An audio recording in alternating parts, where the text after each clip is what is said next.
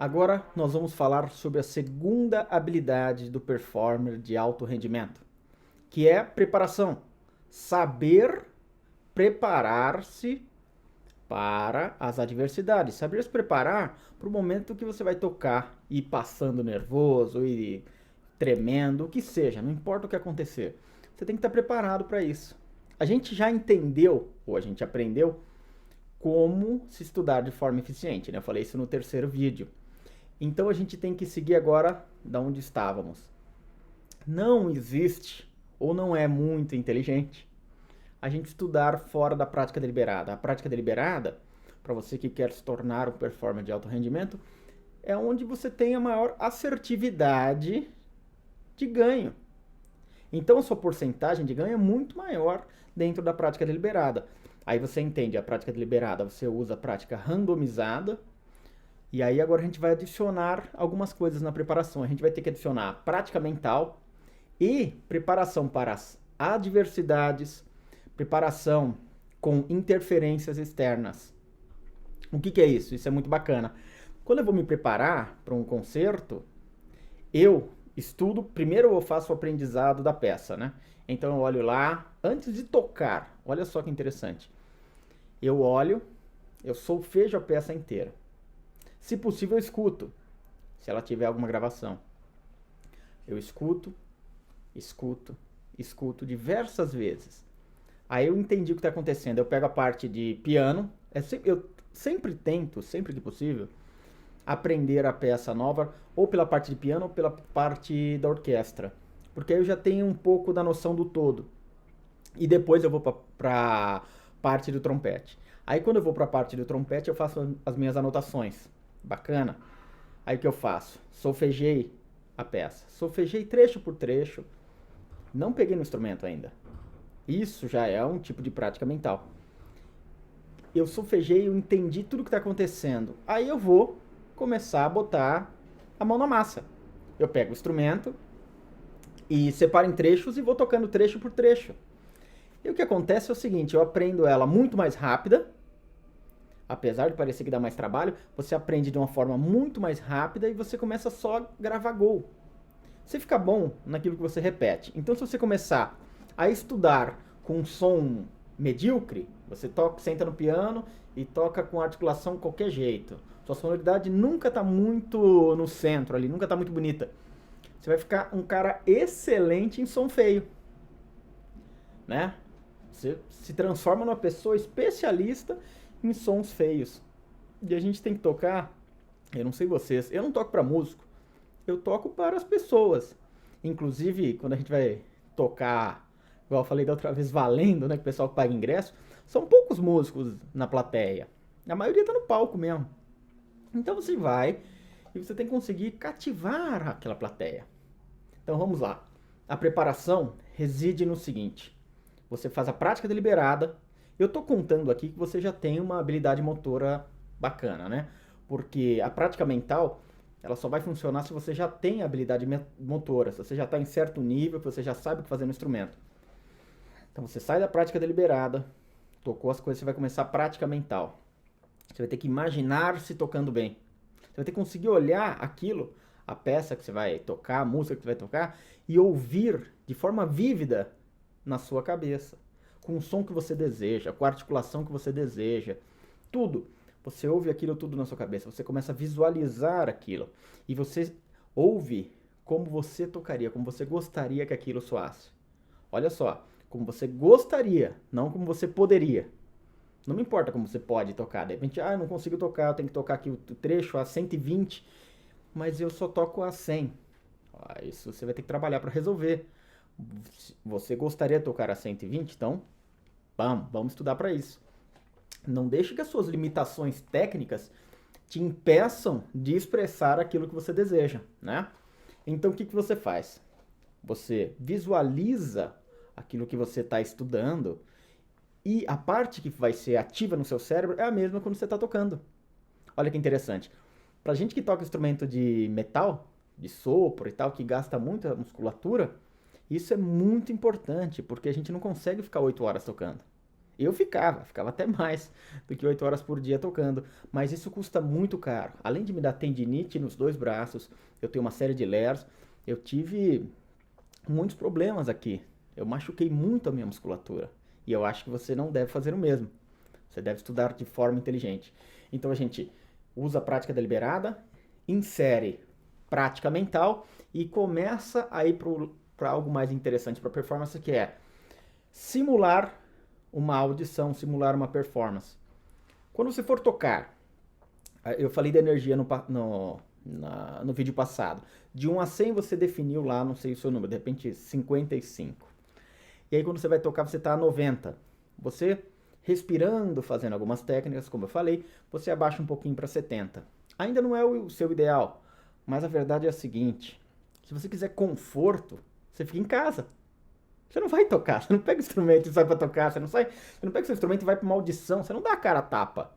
Se você quisesse conforto mesmo, você vai ficar em casa, tocando, quietinho, ninguém vai te ver, tá ótimo. Mas não, pra viver disso, a gente tem que passar por essa série de etapas, né, na vida. E uma delas é, além da audição, é começar a tocar em público, mas tocar em alto nível. Então a gente faz o seguinte: quando você estiver estudando, você começa a entender como é que seu corpo reage à adrenalina. Olha, se você pratica esportes, você gosta da adrenalina, certo? Então por que quando você está tenso antes de tocar, você foge dela? Não, usa ela a seu favor. Em vez de tensão, vamos mudar o nome, vai ser energia. E aí você tem um punch para tocar absurdo. Só que você tem que preparar esse punch. Então, na sua preparação, você faz alguns exercícios físicos ou encontra maneiras muito simples de subir seu batimento cardíaco, por exemplo.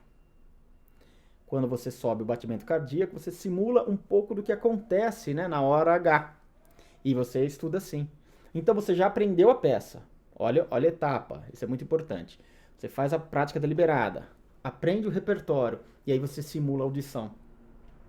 A primeira simulação iniciante é o seguinte: pega um vídeo, seu celular, o que seja, e filma. Faça um vídeo ali do que você está tocando.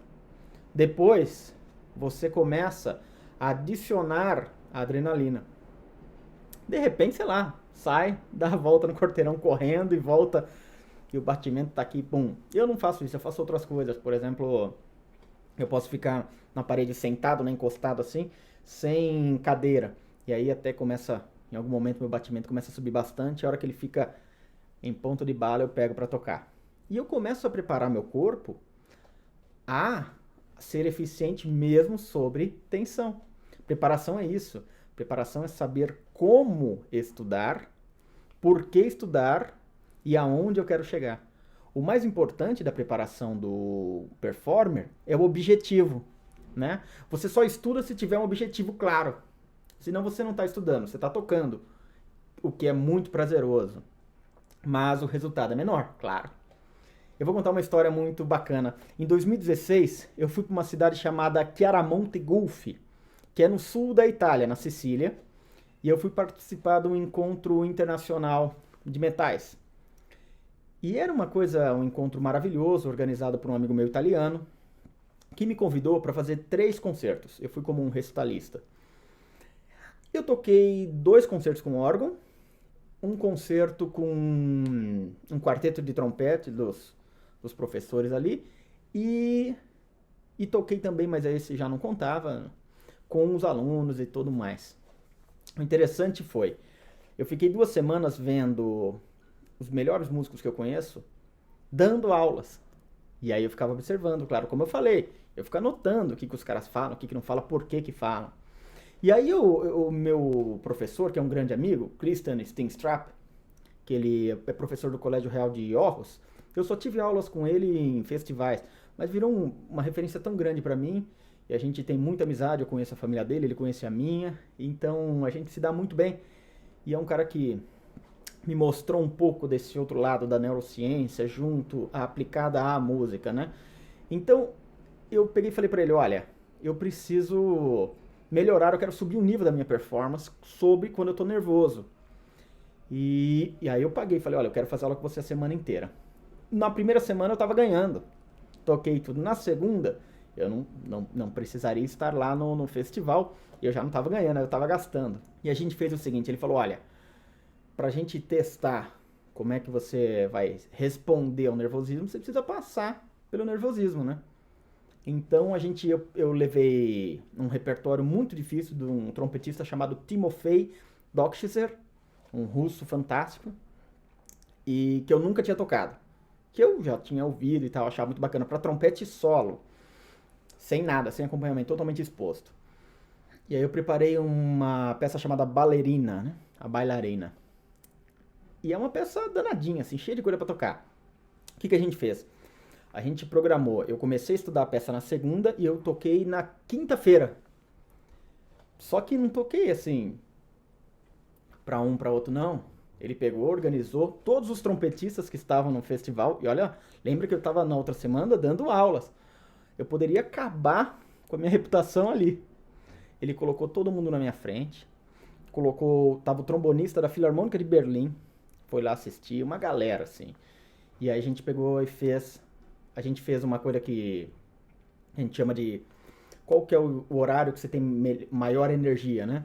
Qual que é o horário, quando você for estudar também a gente pensa um pouco disso na preparação. Ah, de manhã eu rendo mais, então põe as coisas mais difíceis. De tarde eu rendo menos, meu rendimento cai. Então eu escolho o que estudar de acordo também com o meu horário de energia, de quanto ativo eu tô. Mas para mim o pior é de manhã, porque eu tava num fuso horário lascado. Então, para mim, 9 da manhã era um horário ruim, assim, o corpo ainda não estava muito desperto. Então, a gente fez o seguinte, botamos para eu tocar essa peça a primeira vez, para todo mundo ouvir, solo, uma chance às 9 da manhã. Assim, não dava para piorar. Para piorar, não dava não. A gente deu um jeito, agora eu lembrei. Eu não podia aquecer. Eu tinha que chegar e, bum, tocar. Aí, o que eu fiz? Na semana, segunda, terça e quarta, 3 dias para preparar. Eu fiz 4 horas de prática mental por dia. É muito tempo? Depende. Passava, no começo foi difícil, mas 4 horas, porque eu não tinha como cansar meu bico, que eu já estava tocando o dia inteiro, né? Então, eu preparava, dividia a peça em 3 partes e cantava uma parte, cantava outra, cantava outra. Aí aprendi toda a digitação. Aí eu me imaginava tocando e preparava o ar. Então, por exemplo, um instrumento de sopro, eu posso organizar a respiração sem usar o instrumento, né? O que o americano chama de wind pattern. Então eu ficava tocando as coisas todas, programando meu ar, programando as alturas corretas do meu cérebro, programando a sonoridade de cada nota. E aí aconteceu algo incrível. Cada dia eu tocava um pouco, mas o maior tempo, 4 horas de prática mental, é exaustante. Você fica quebrado no final do dia. E aí chegou na quinta-feira, eu peguei e toquei. E toquei ela inteira pela primeira vez na vida, nunca havia tocado. E eu acho que foi uma das melhores vezes que eu já toquei na minha vida. Eu estava tão preparado, tão focado para aquilo, que eu consegui esquecer que tinha toda aquela plateia dos melhores artistas aí do mundo, na nossa área, né? E tocar. E eu só tocava, pensava em música e tocava. Eu toquei uma peça rápida, ela é simples, e pareceu que eu tinha feito um concerto de 2 horas e meia, de tanta energia que eu gastei para fazer aquilo. Mas é possível. E eu tive muito sucesso.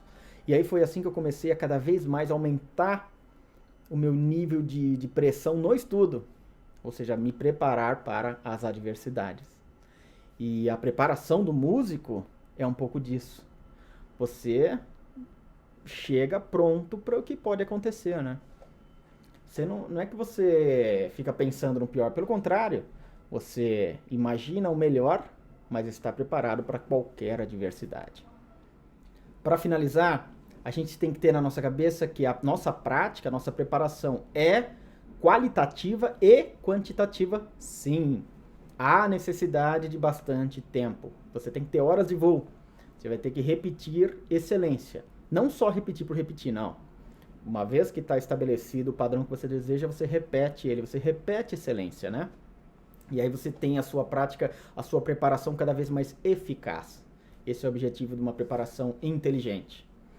E eu vou deixar alguns livros na descrição do vídeo que falam sobre como praticar de forma inteligente e eficiente. Diferentes formas, existem inúmeras aí, eu vou dar algumas dicas na descrição do vídeo. No próximo vídeo a gente vai falar sobre a próxima, terceira habilidade do performer de alto rendimento, que é a confiança. Como construir a confiança interna sem mentir para si mesmo, né? Como conseguir eliminar aquela vozinha do self-1. A gente fala sobre isso no próximo vídeo. E eu realmente agradeço que você tenha assistido até aqui. Espero que tenha gostado e um grande abraço. Desejo-lhe tudo de melhor.